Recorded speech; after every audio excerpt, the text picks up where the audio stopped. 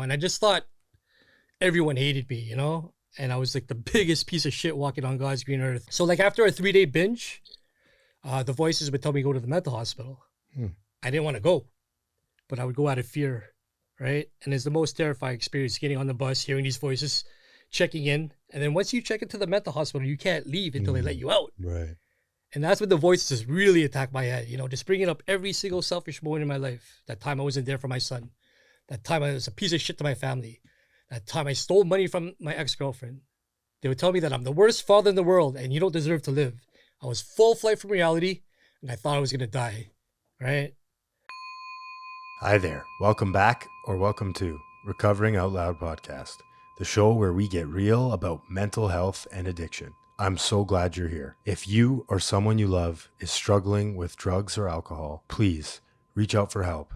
Send me a message on all social media platforms at Recoveringoutloudpod or by email at recoveringoutloudpod@gmail.com. You are no longer alone.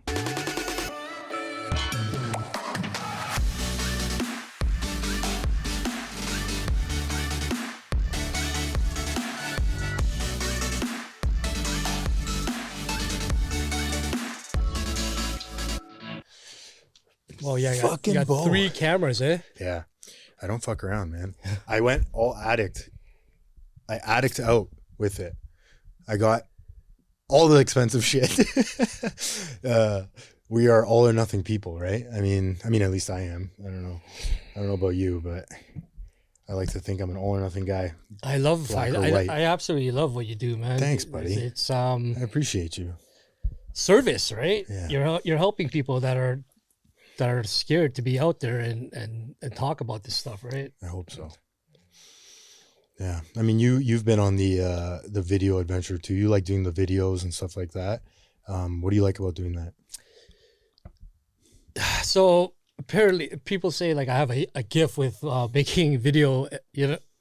So I try to put it into service, right? Because in the book it tells us selfishness, self-centeredness that we think is the root of all our troubles, right? So it just shows let me ask you a question. What do you get out of seeing those videos? Pictures are one thing, okay? When I was growing up, I used to hate when my mom especially, would be like, let's take a family photo. It used to drive me nuts. Yeah. I think I was embarrassed. I think there was a lot of shame about how I was viewed with other people. Like it was a lot of embarrassment there. I've come to realize today, there's so many photos in my life where I look back and I'm like, instantly the memory is just reignited in my brain. And I'm so grateful that I have all those photos. And so my answer to your question is videos do that times 1,000, right? Where, I was watching that video you made of the retreat and that's how we met. And I'm happy that we met because you're a fucking good dude and I appreciate you. But that video, it'll bring me back to that moment and it fully encapsulates the entire memory of the whole weekend. Right. And, I think video is power. If pictures are 1,000 words, then videos are 1,000,000, right? I'm sure that's a quote somewhere or something. But yeah, man, it's like, it's important. And that's why I loved editing. I did a recent one. I don't know if you saw it yet, but it was like a horror short of like what stimulants did to me. Dude, when I was making that the other day, I'm not kidding you. I had like anxiety because it brought me back to all those moments, those hours I spent looking through the peephole, thinking someone was coming to kill me, thinking people were outside, just the sheer terror of addiction and specifically psychosis. And I love horror films. It's one of my favorite genres. I love films. And so to make that was like, it was so fun for me, right? But it also brought back a lot of memories. And it's good too, because I have to remember what it was like because I don't ever want to go back there, You got step 1 is remember the pain, right? The disease that centers in our mind. So yeah, with the videos, I just, like I said, I put it into service and it shows that we can be happy without drugs and alcohol, right? And it gives, like for the still suffering, right? They get to see us being happy without drugs and alcohol. And yeah, it's a we program, and I just want people to feel loved, wanted, and needed, you know what I'm saying? So pretty much that's it, man. I've been doing it for a long time, and yeah, I really enjoy doing it. You know, it's all about love, right? Yeah. I think a lot of people need to see that fun side of recovery too, because my first thought when I came in was, my life is over, right? How am I going to live life? How am I going to not have a drink on my wedding day? All these bullshit stories that I played in my head, my disease just keeping me, trying to get me back out there, right? And it still happens. They still come. You know? Yeah, I did not believe in abstinence when I first got into the rooms, you know? And my brother-in-law is just like, just try it out. I'm like, I have to at least have alcohol. I'm only human, right? Everyone's doing it. Yeah. And alcohol was always the solution for everything, right? As long as I'm off the drugs, you know, and just doing alcohol will be okay. So he's like, just try it out. Try being abstinent for 1 year, right? So that's how I came up with the name sobriety, you know, just as a joke, right? Like I didn't believe in complete abstinence, right? But this is what I didn't know about, like the rooms, the program, you know, the unity, you know, all that stuff, right? Yeah. So can you take us through, talk about a little bit about your childhood and what it was like growing up in your home? Looking back now, I always felt like I needed this program because I always felt restless, irritable, and discontent, you know? My mind was always racing. I was always angry, always uncomfortable in my own skin, you know? In school, I felt like I was stupid. You know, I couldn't concentrate on anything. And the most important thing to me was my friends, seeking validation and just trying to fit in. Yeah, so I was a very angry kid, you know. I was part of this basketball team. Two of the things that I was good at was sports and instrumental. And then the coach kicked me off the team because of my bad attitude, and he never brought me back on. And that just made me resentful to adults, you know. So I was very disrespectful to the elders as a kid. And my parents weren't always there for me, you know. So I always held that resentment towards them, you know, because they weren't there for me and the way I turned out, you know. So as a kid, I did whatever the hell I wanted to do, you know. I was like the tornado roaring through people's lives, you know. One of my first addictions was to steal, so I'd steal it everywhere I went. The grocery store, the variety store, my friend's place, my family. And with that came lying.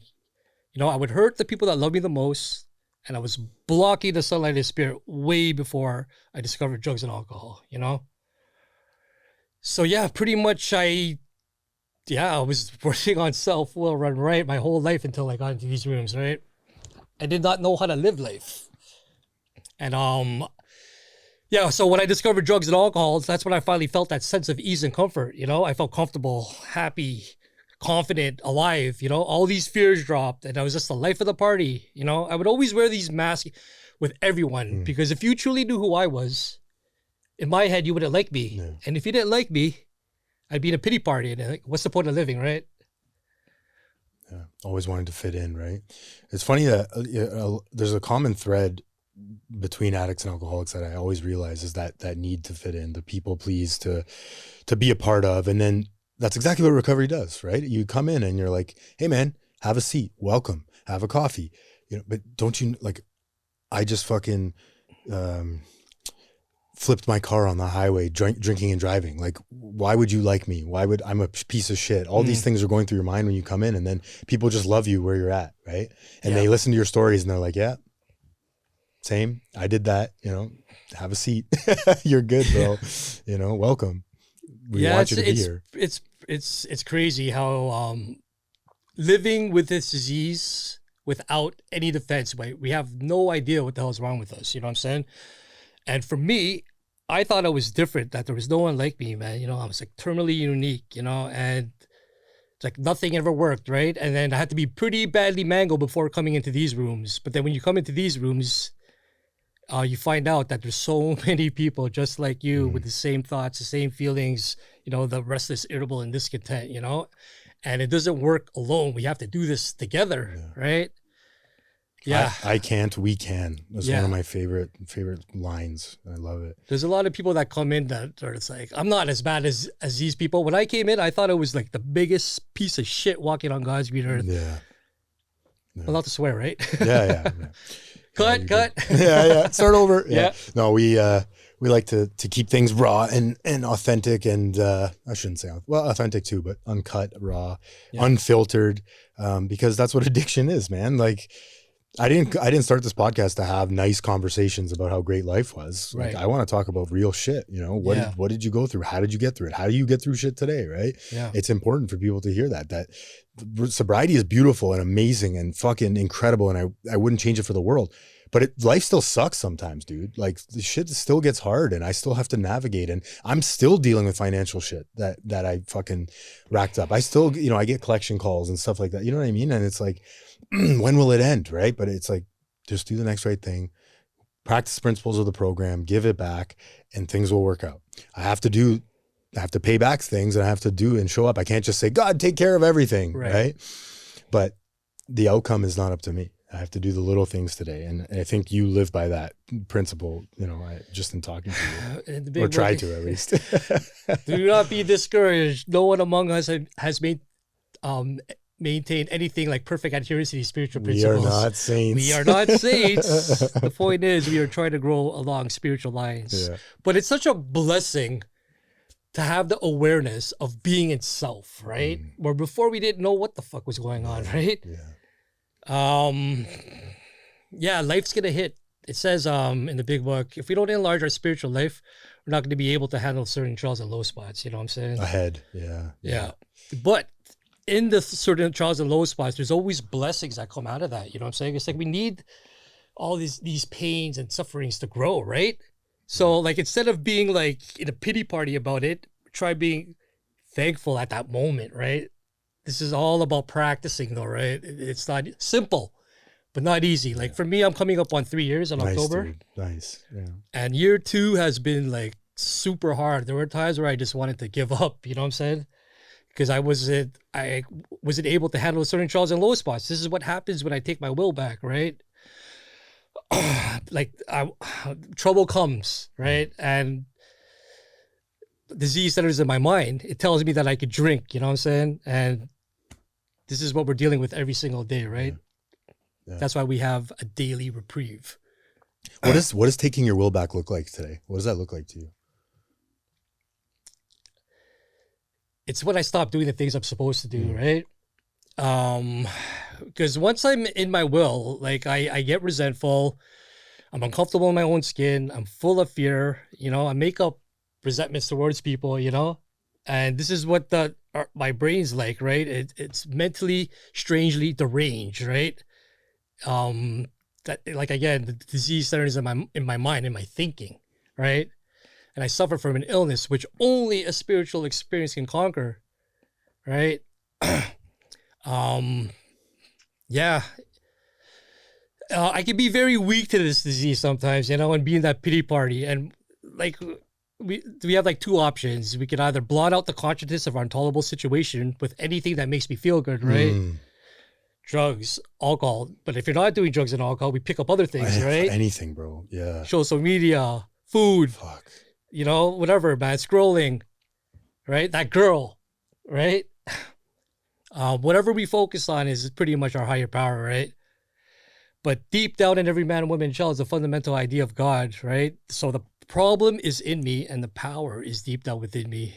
And I have to search diligently within myself every single day, right? Yeah. What was the moment like? I want to backtrack a bit.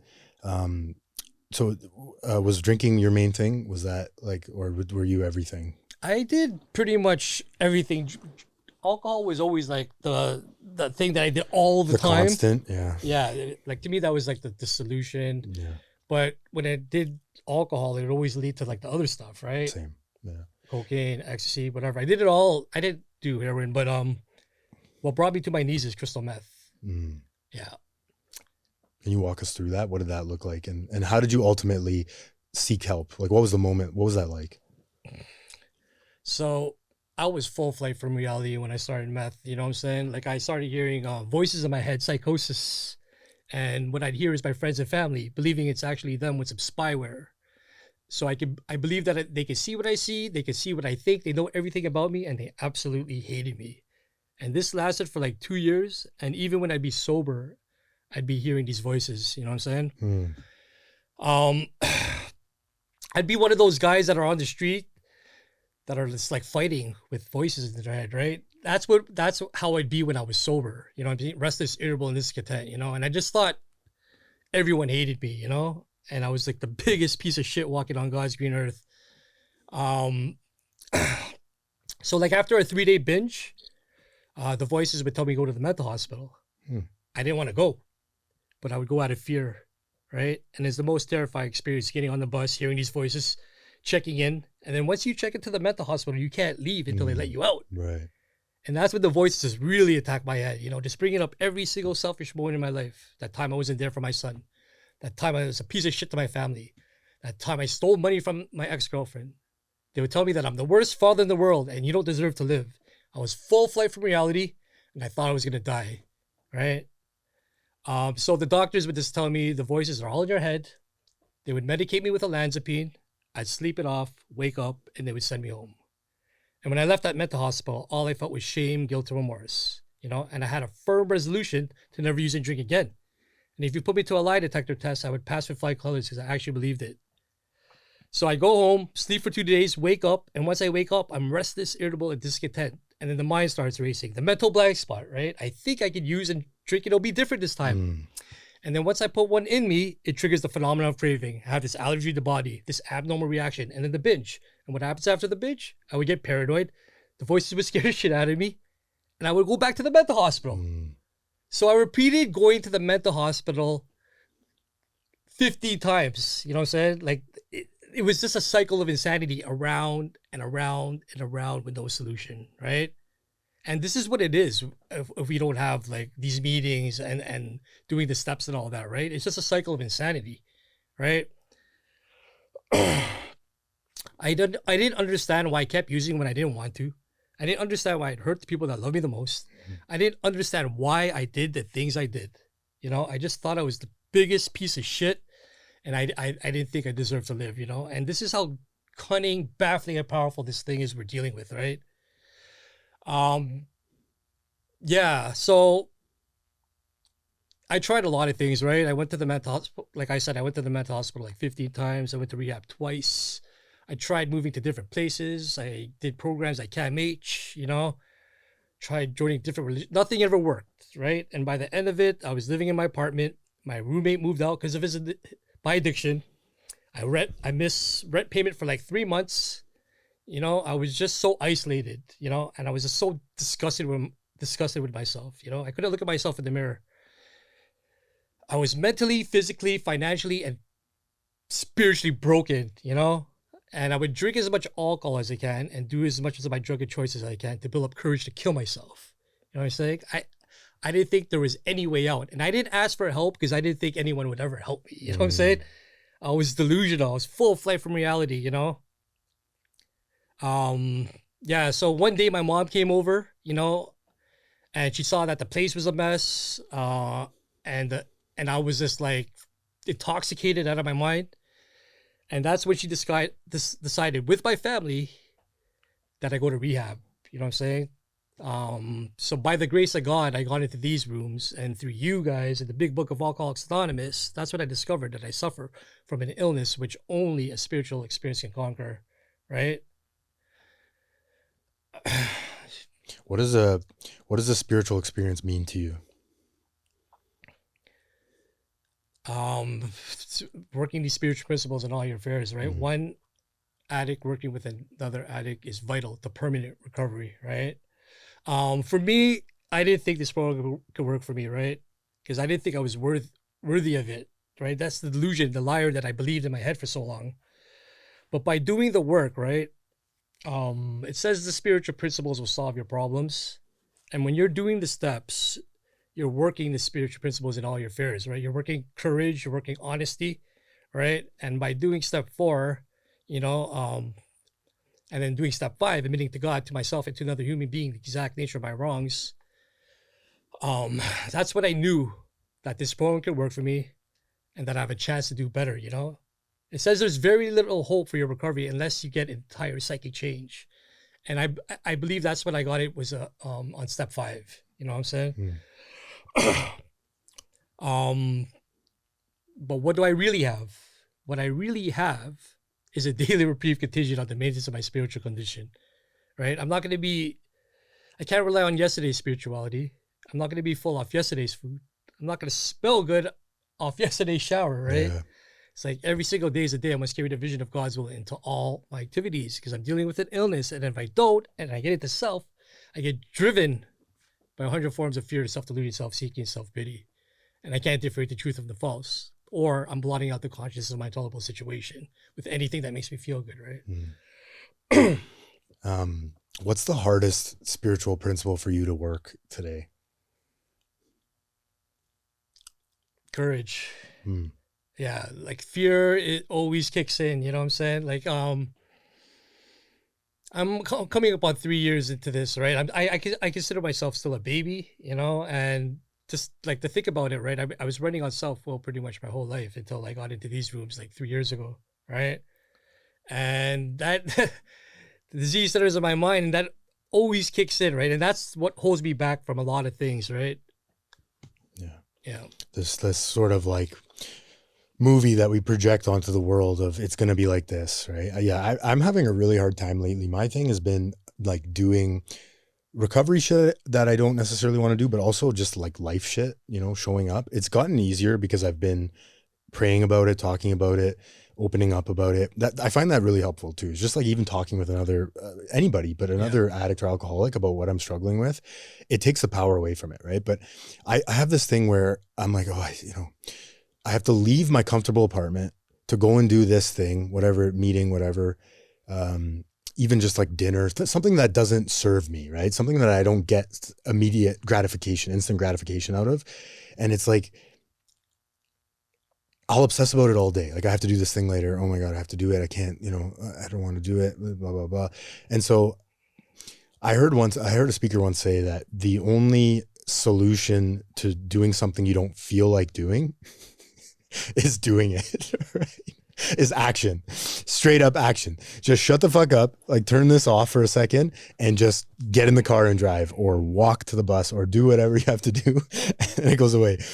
That's not the answer I want to hear, right? But it's true. Like it's fucking true. It gets easier as you do it, right? The more you do it. What does your shirt say? I've been wondering. Get comfortable being uncomfortable. Oh, I love it. You know what I'm saying? I love this it. is what recovery is all about. This too shall pass. Yeah. This is when I discovered recovery in 2020.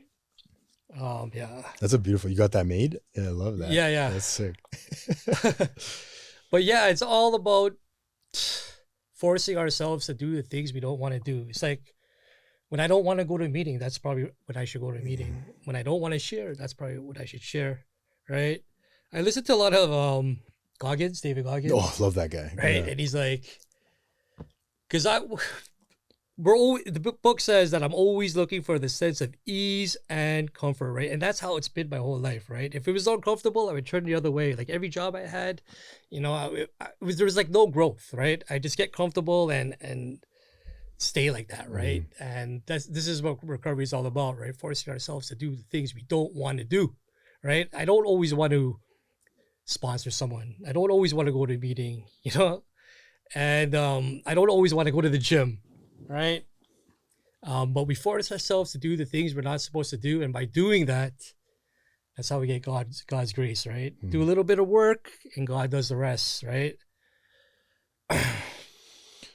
When life lifes you today, how do you get through it? How do you get through tough times? How do you get through the trials and low spots? Like in the moment.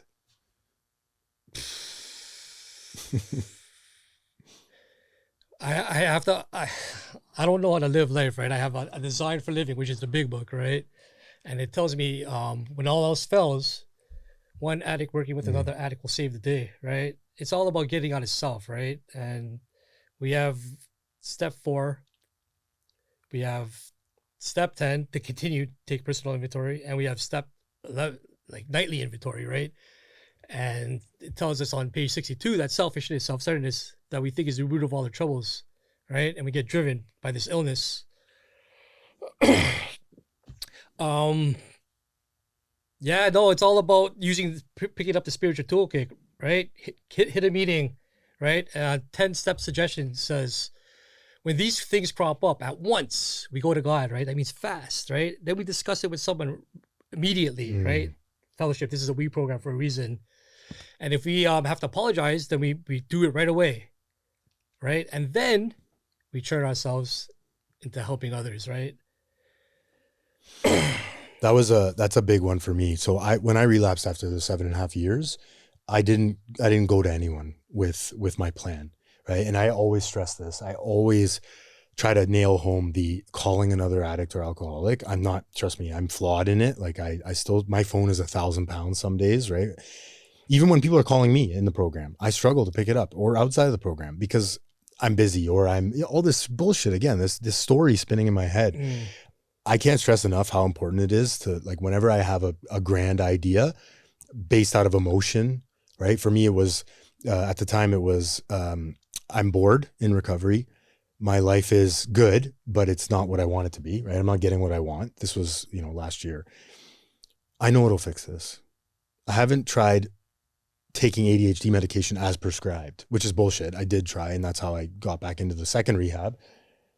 And I remember vividly, like, having this plan in my head, and it wasn't like a quick, it wasn't like a, this will fix this, relapse, boom. It was a process, right? The relapse always precedes, they talk about it in the book too, precedes with a thought. There's always a thought. There's always leading up to, right? We relapse with a thought before we relapse with a drink.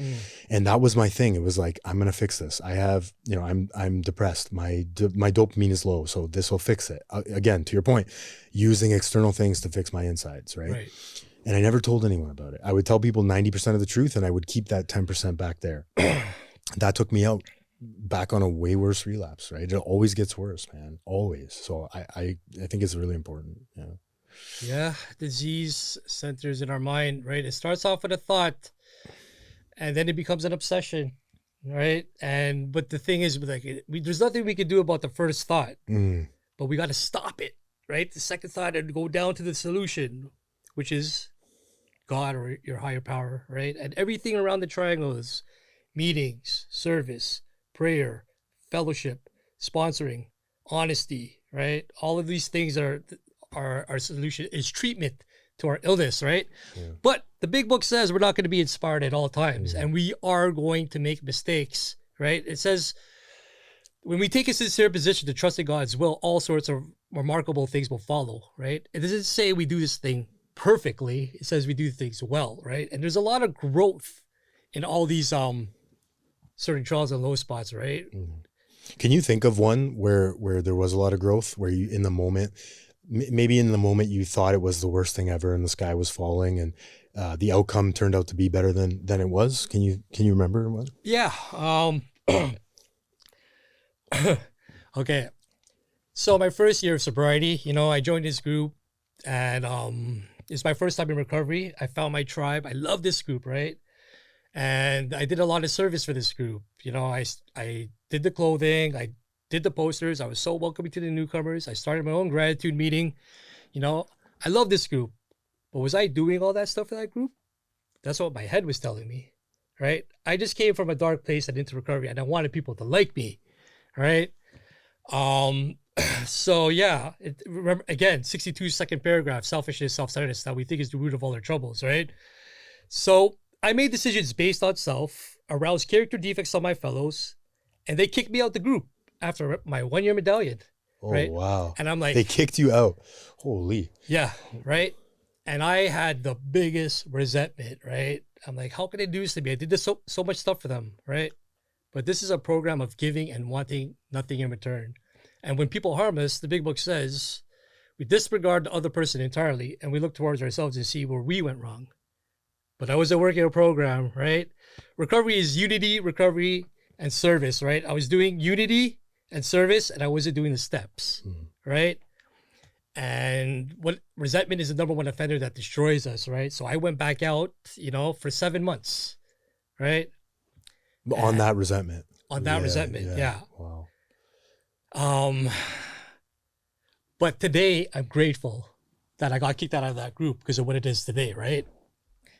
I got back into the rooms by the grace of God, and I did the steps, right? And now it's all about living the steps, and by working a program and connecting to a power greater than yourselves, this, and putting yourself into service, in return, you get beautiful, meaningful relationships. And it just keep coming and coming, right? Yeah. And I wouldn't have met all these people if I don't know, if I was part of that group still, right? Yeah, but the thing is, right? I would always blame them for what happened, right? But I would never look at my part, right? And the sick man's prayer, right? This was our course. We realized the people who wronged us were perhaps spiritually sick, though we didn't like their symptoms and the way they disturbed us. They, like ourselves, were sick too. We asked God to help show us the same tolerance, pity, and patience that we cheerfully grant a sick friend. When a person offends us, we said to ourselves, this is a sick person. How can I be helpful to them? God, save me from being angry. Thy will be done. So for so long, that resentment in my head was like brewing, right? And I would just have like visions of like what would happen if I saw these people, right? I just felt so hated and rejected for getting kicked out, right? But God presented that moment at the right time. And when I saw them, I just gave them a big hug, right? And that's the program right there, right? Yeah. That's the psyche change, you know? Yeah. Being able to love unconditionally, right? Yeah. What was that 7 months like for you, that relapse? And how did you get back in? So that 7 months was, yeah, I hung out with a bunch of people that I've met in recovery, right? And you know the behaviors, right? It's just sketchy just every single day, right? It just came to the point where I had no money left. My family was gonna abandon me. All my friends never already stopped talking to me, you know, and I had two options, right? Blotting the consciousness of my tolerable situation with anything that makes me feel good, right? With drugs, alcohol, and I was about to like live on the streets, or accept spiritual help, right? So yeah, I had to be pretty badly mangled before getting into these rooms, right? Yeah. Yeah. Well, I'm happy you got back in. I mean, I know for me, coming back in was probably one of the hardest things I've done, you know, in my life. It just seemed like such a big mountain to climb to get back in. It was like, for me, it was the scary thing for me was getting sober. It's like, I was like thinking about like the withdrawals and life without drugs and alcohol and all that stuff, right? But again, that's our disease that centers in my mind. Wants to keep us sick. Right? I honestly knew I had to get back in the rooms, but I didn't think I could actually do it. Yeah. Right. So the first thing I did was I went to the CA convention, right? I was 4 days clean and I went to the CA convention and I was trying to find like a God squad, like fellowship, right? Because I didn't think I could stay sober without that group that I was part of. I love that group, right? And I just didn't think recovery was ever possible to get back in, you know what I'm saying? Yeah. What's the biggest gift you've received in recovery? Like what is getting sober and being of service? What is the greatest gift? The greatest gift is the ability to be of service and be helpful. You know, I could be helpful to anyone. I could be helpful to myself. And, but not only that, right? Helping others helps ourselves, right? Our very lives depend on helping others, right? And that's the greatest gift, you know? With my past, you know, it's crazy. It says in the big book, our dark past is the greatest possession we have, right? And I would just ignore my past, put it on the carpet, never want to think about my past, right? And now I'm here sharing my experience, strength, and hope, you know? And hopefully it can help at least one person, right? Yeah. So that's what we say, right? What do you hope that one person gets out of your story? Like, what do you hope people get out of when you share your story? What do you hope people get out of it? I just want them to know that whatever you did in the past, your past doesn't define you, right? We're all dealing with this illness, and if you're alive right now, you have a chance to do better, right? Like I said, our past becomes our greatest asset, and we use that to help others. And just want them to know that they're loved, wanted, and needed. And to be honest, like, what would we do if we didn't have anyone to help, right? If we couldn't be of service and we couldn't work with another addict, you know what I'm saying? Because that's pretty much the solution, right? Yeah. Yeah, we'd be fucked. I mean, I always say this, but I was a taker my whole life in addiction. Take. What can I get out of this situation? Conditional acceptance, right? Yeah, I'll do that, but I need something out of it, right? And then I come in and I become a giver. I still take a lot, but my point with all that is like, you can't have givers without takers. You know what I mean? Like, you need to have both sides, right? So any days that it feels like I'm taking a lot, somebody's giving, right? So it's like, I try to think like that too. It's like, you need both, right? You need to have both sides. And that's why the newcomer is the most important person in any situation, meeting, whatever, because I need to give away what was so freely given to me. And then they can in turn do it to someone else, right? It's this beautiful cycle that this sort of happens in recovery. Yeah, there's a lot of like, no, that's okay, you don't have to give me. But at the same time, that person that's giving you something is trying to work the spiritual principles of like being generous, right? Being kindness, right? And sometimes we can, but like I wouldn't want to rob them from giving, right? And expecting nothing in return, right? But I understand. I was a taker my whole life too, bro. Like I would give and expect something in return, right? And this is recovery is like, my sponsor would say, don't even expect a thank you. You know what I'm saying? Yeah. Right? It's a lot easier to live that way too. It's a lot freeing. Expectations are nothing but premeditated resentments. If I'm always expecting something or looking at outcomes, I'm going to be let down no matter what. Yeah. That person, place, thing, situation is going to let me down because I'm not getting it the way I want. Right. Yeah. So now you're working at a sober house now. How did you get into that, and what's that like? Well, that's a miracle to me that I'm a house manager at a sober living house. To be honest, I knew some of the guys from time, but like coming into the sober living house is like a whole new world to me, right? Like I've been all over like CA and AA, but like coming into this is like a whole new world of like recovery.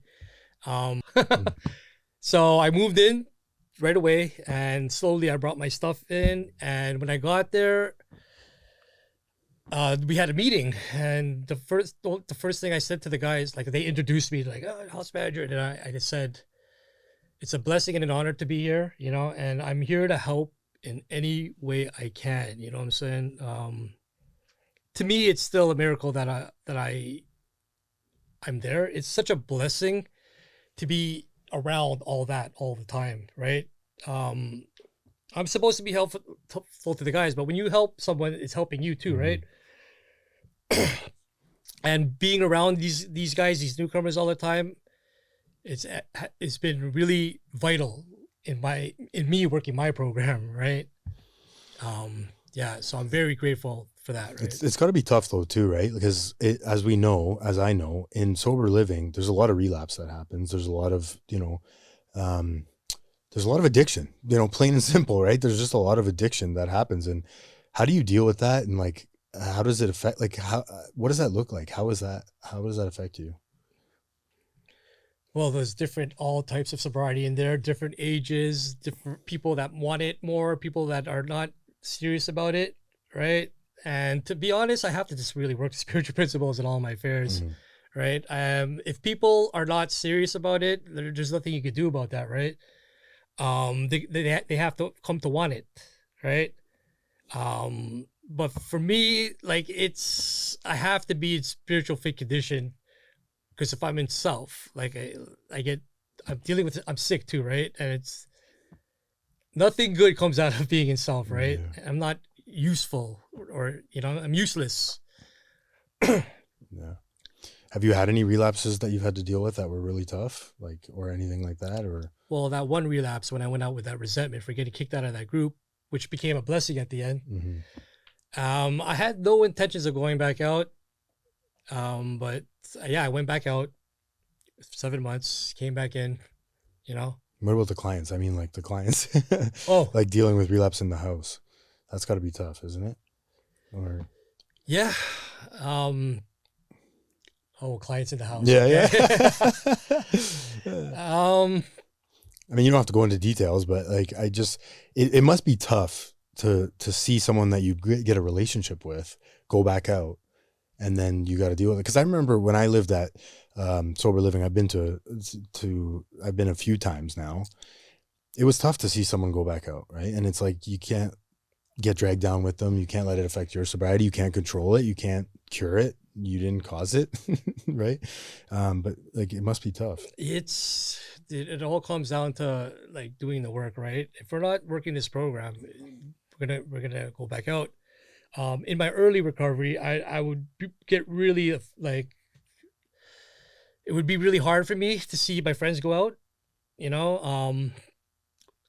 But now that I have a little bit more time and I have a design for living, you know, it says in the big book, if they don't want it, you know, you have to just let that, don't waste your time trying to persuade them, because we may ruin a later opportunity for them, right? Yeah. So a new bottom, right? Yeah. So the only way I can really help people that don't really want it is pray for them, right? Yeah. And absolutely nothing happens in God's world by mistake, right? And everyone is going through whatever they're going through to get to wherever they're going to, right? Wherever they need to go. Yeah. I love that. Yeah, it's true. You talk a lot about faith and spirituality, and that's been a real eye opener for me too. Because human aid, what does it say? Human aid will fail us, right? Like no matter what. Could be the nicest person in the world. They will let you down at some point, and not intentionally. It's just the way it is. So I need a power greater than myself to rely on. What is faith and spirituality, God? What does that look like to you today? Well, pray, step 11, right? Seek through prayer and meditation to improve our conscious contact with God, right? It doesn't say maintain, right? And I follow the book, right? Like what we have is a daily reprieve upon awakening, right? Think about the 24 hours ahead. Throughout the day, I always have to turn my will, right? My thinking and my life, my actions over the care of God as I understand God, right? Yeah. Like Thinking and action. I love that. Yeah. When I'm agitated at work, because I do landscaping too, right? I have to turn my will by thinking, right? And I put gratitude into action. And what does that look like? Doing a good job, doing it to the best of my ability, right? Because there are days where I'm just at work and I just want to get it over with, you know? And no, it practices these spiritual principles in all our affairs, right? I'll be honest, I'm not always on top of my prayers, you know, and it's all about consistency, right? And being disciplined and just doing it. Like you hear like the old timers, like, you know, like Eric, he's consistent, right? But he's been around for a long time, right? And it says we have to make use of their experience, right? Yeah. What would you say is the best piece of advice you got in recovery, either early recovery or now? The best piece of advice that I ever got in recovery. Let me ask you that question. Well, I'm just immediately my brain goes to Jay, right? And Alan always, there's so much, right? There's so much, but Alan always says, and he quotes Jay when he says this, is like, you know, I don't know if there's anything that precedes it, but he always says, try a little harder and stay a little longer, right? And I love that. It's so true. It's like, if you're going through a really rough time and you're having a hard time getting sober, staying sober, and you just can't figure it out, try a little harder and stay a little longer, right? Don't give up, you know? And I love that. It's so true. It's like, even in recovery, you know, having 7.5 years, all those tools are still there. I didn't lose all those tools. I lost the time. I didn't even lose the time. I won't say that, but it was really hard, man. It was really hard to come back in and tell my group that I had one day. Like I started bawling my eyes. I can vividly remember I was chairing a meeting at my home group and I had just gone out. I had just accepted my relapse because it had been going on for a while, but I didn't see this alcoholic addict thinking was telling me that I hadn't relapsed yet because I didn't drink and I was doing ADHD medication and it was prescribed. Meanwhile, I'm buying it on the dark web and taking all sorts of meth and shit like that. It was really hard to, again, step one, getting honest was really hard. And I remember that, you know, they announced, buddy has, 30 days, everyone claps, 20 days, goes around the room and it's coming to me and I see it coming to me and I'm just like, holy fuck. my sponsor recommended that I do that I, admit my relapse. And I was so scared. I just remember coming to me. My name is Anthony. I'm an addict, alcoholic, and I have one day. And I just started bawling my eyes out in front of all these men, this room of men. And I'll never forget it. I had maybe 6 or 7 people as that was happening, get out of their fucking seat, come over to me and just hug me. And then my sponsor, Ken, he leaned in and he goes, hey man, do you want me to take over? Like, and I'm like, no, I have to do this. Like, it's good. Yeah, I didn't get sober right after that because again, we need to bang our head a few more times and do some more research and scrape our knee. But there was a big seed planted that day. And that was that I could be vulnerable in a room full of men, in a room full of anyone in recovery. It was a shift. It was a shift. And I'm going to get accepted. I'm going to be okay. And people are going to love me where I'm at. No one's going to judge me. And you fucking idiot. You had 8. How did you do that? You know what I mean? People always ask me. People that are working really good programs will always come up to me and be like, hey, like, how did you relapse? And I know that you're working a good program if you ask me that, because you don't want to go back out and relapse. And that's why I always share my experience about relapse. And it's so important because if you have long-term sobriety, even if you have short-term, but if you have long-term sobriety and you think that it'll never be a part of your story, fucking give your head a shake, right? Because I wasn't expecting it. I was on fucking cloud 9 in recovery in 7.5 years, met my wife. Life was amazing, dude. It was amazing. And I never thought that relapse would be a part of my story. I thought that I would be that guy that, went one time through. And I'm happy it happened because, to your point, out of the pain came spiritual growth, a lot of spiritual growth and a new connection with my higher power. And I realized that my higher power never went anywhere. Mm-hmm. He was there the whole time watching me struggle. I just didn't tap into him. I didn't I didn't put the plug in the jug, right? I have to do that today. So that's probably the best. There's so much, but yeah. There's so much. Page 417, acceptance is the key to all my problems. Yeah. I need not to concentrate what needs to be changed in the world, but what needs to be changed in me. I love that so much because every time I get pissed off or agitated, that just shows me that I have to look inward, and that shows me that I need to work on myself, right? Yeah. It's not that person, it's the symptoms that we don't like, right? And there's another part of the big book, 116, it goes like this. These experiences, my line out says, like fears, harm, resentments, whatever you're going through may come to you, or you may already had it several times. Should it happen again, regard it in a different light. Maybe it will prove a blessing. Time after time, this apparent calamity has been a boon. Line out, a gift, a blessing, for it led to the discovery of God. Right? Love that. So my best advice, I heard a speaker say this. His sponsor always told him to go to God, go to God, go to God, go to God, go to God, and then go to God. And then go to God, go to God, go to God, go to God, and then go to God. You know what I'm saying? To go to God for everything, man. That's the best piece of advice I ever got. Yeah. Because I can't do it on my own, right? Exactly.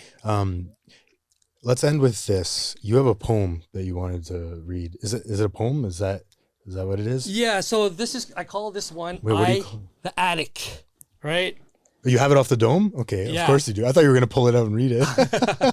Let's hear it. It's called I, the Attic, and I don't write, right? Maybe it's something I could do. There's a lot of stuff that you discover being in sobriety. That's why it's courage to change the things we can, right? We don't even know what we're capable of, right? Anyways, I read this poem to one of my friends, and he's like, where do you think that came from, right? And he's like, God, right? So this is before I did the steps, okay? This is when I first got back into the rooms, okay? And it goes like this. Such a roller coaster of emotions, some days being sober. Should I feel comfortable? I don't. Last year I felt suicidal. This year I might do something different, like talking to God more.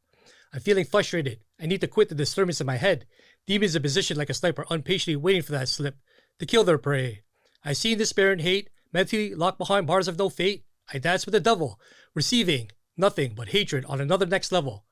Lowest of all lows, God, I've lost my soul. All alone, feeling nothing but exposed. It was me that made the pickup. It was me that made the drop off.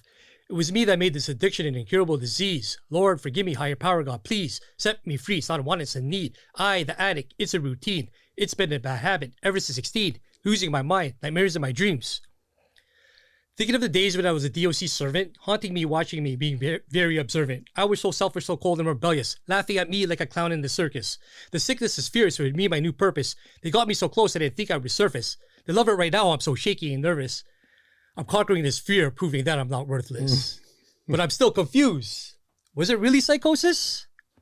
I was at war in my head, intentions of being dead. I couldn't look at my face and I'd seen that look of disgrace. It was me that wanted that sip. It was me that wanted that hit. It was me that wanted that drip. It was me that was a piece of. It was me that made this addiction an incurable disease. Lord, forgive me, higher power, God, please. I get triggered, and that's the reality.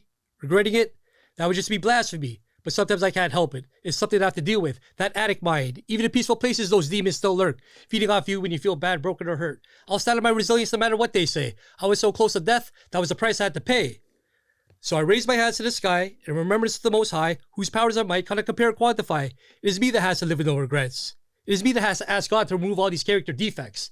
It is me that has to fully surrender, do the work, and live the 12 steps. Thanks for letting me share. I love it. I'm feeling like we should fucking drop that down and record it over there.